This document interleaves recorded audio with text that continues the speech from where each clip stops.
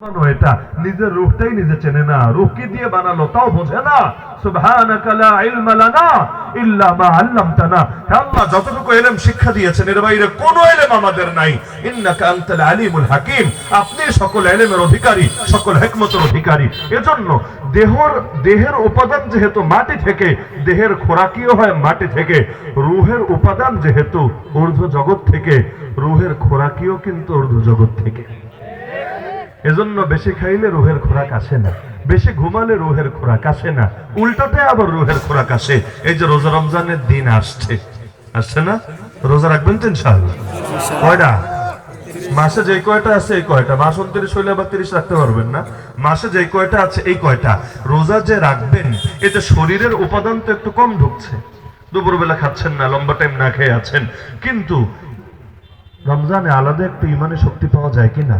কেন? কারণ দেহের খোরাক কমেছে, রুহের খোরাক বেড়েছে। রুহের খোরাক আসে কিভাবে? ওই যে ঊর্ধ্ব জগতের উপাদান দিয়ে সৃষ্টি, তো ঊর্ধ্ব জগতের সঙ্গে যখন কানেকশন হয়, কানেকশন এটা ডাটা কেবলের কানেকশন না, তবে মনে করতে পারেন ব্লুটুথ কানেকশন। নামাজে দাঁড়াবেন জমিনে বৈশা, খোরাক নাজিল হবে আসমান থেকে। ওই যে আলাদা একটা স্বাদ, একটা শক্তি আসে।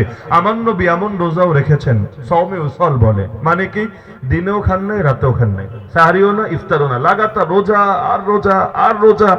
সাহাবীরা রাখতে চেয়েছিলেন, নবী না করেছেন। খবরদার, আইয়ুকুম মিসলি, আরে তোদের কে আছো আমার মতো? আবি তুইন্দা রাব্বি ইউতাইমুনি ওয়া ইয়াসকিনি, আমি আমার রবের সঙ্গে রাত কাটায় দেই, রবি খাওয়ায়, রবি পান করায়। কিভাবে?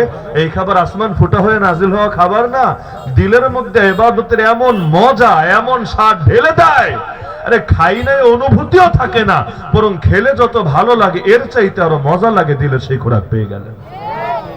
তাহলে রুহের উপাদানও আলাদা, রুহের খোরাকিও আলাদা। এজন্য রুহকে শক্তিশালী করতে চাইলে শরীরে একটু দুর্বল করা লাগে, তাই না? এই যে নামাজ পড়তে গেলে দেখা যায় শরীরে একটু চাপ যাচ্ছে, রোজা রাখলে আরো বেশি চাপ যাচ্ছে, হজে গেলে তো আরো অনেক বড় চাপ যাচ্ছে, আর জিহাদে গেলে তো কথাই নাই, একেবারে শরীর কাইটা কুইটা শেষ হয়ে যাচ্ছে। কিন্তু যত আঘাত আসবে শরীরে সমস্যা নাই, যদি ঊর্ধ্ব জগতের সাথে কানেকশন হয়। মোবাইল যেমন কারেন্টের সঙ্গে তার দিয়ে লাগায় রাখলে যতক্ষণ লাগা থাকে খালি চার্জ হয় আর চার্জ হয় আর চার্জ হয়, এমনকি অল টাইম লাগায় রাখলে 100 নিচে আর নামে না, 100তেই বসে থাকে। তো দিলের কানেকশনটা হর ওয়াক্ত আল্লাহর সঙ্গে লাগায় রাখলে আলহামদুলিল্লাহ ইমানের শক্তিও কমে না। এজন্য আমার নবী একটা সেকেন্ড, 4 সেকেন্ড রাখেন, একটা পলক, একটা মুহূর্তের জন্য এই কানেকশনকে নষ্ট করতেন না। কানা ইয়াযকুরুল্লাহ আলা কুল্লি আহইয়ানিহি, তিরমিজিতে হাদিস আছে, আম্মা জান আয়েশা রাদিয়াল্লাহু আনহা বলেন, আমার রাসূল প্রত্যেক মুহূর্তে আল্লাহর জিকিরে ডুবে থাকতেন, প্রত্যেক মুহূর্তে, এমনকি ঘুমের ভেতরেও। কারণ আমি আপনি ঘুমালে চোখও ঘুমায়, দিলও ঘুমায়, তো নবীরা ঘুমালে চোখ ঘুমায়, দিল ঘুমায় না, তখনও জিকির চলে আর চলে আর চলে। নবী তো দেখি নাই, কিন্তু কাছাকাছি সময়ের বুজুর্গদের হালত শুনেছি।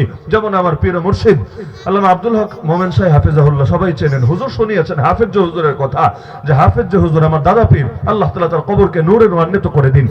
হালত ছিল এমন যে তিনি যখন ঘুমিয়ে থাকতেন, ওই সময় তার ঠোঁটের দিকে তাকালে বোঝা যেত হালকা হালকা ঠোঁট নড়ছে, আর খেয়াল করলে বোঝা যেত আল্লাহ আল্লাহ আল্লাহ আল্লাহ আল্লাহ আল্লাহ বললে যেভাবে নড়ে ঠিক ওইভাবেই নড়ছে, কেমন যেন ঘুমের মধ্যেও জবান জারি আছে।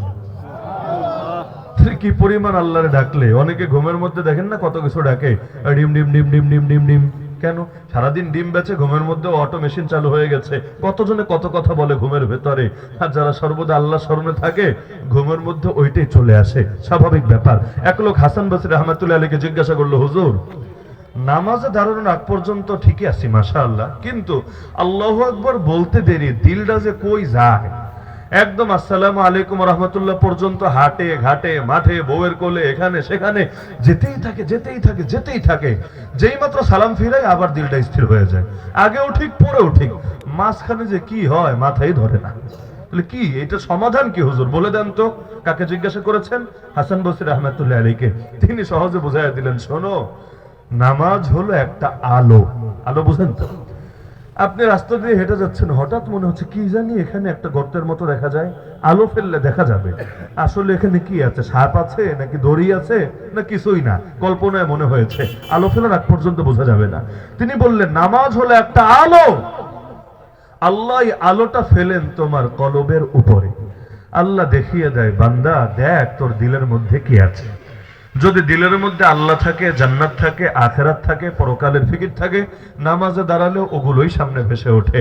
আর যদি দিলের মধ্যে ওই যা যা থাকে, পয়সা থাকে, ক্ষমতা থাকে, ধান্দাবাজি থাকে, দুনিয়ার বিভিন্ন ফিকির থাকে, নামাজে দাঁড়ালেও ওগুলোই সামনে ভেসে ওঠে। হাসান বসরি আহমদ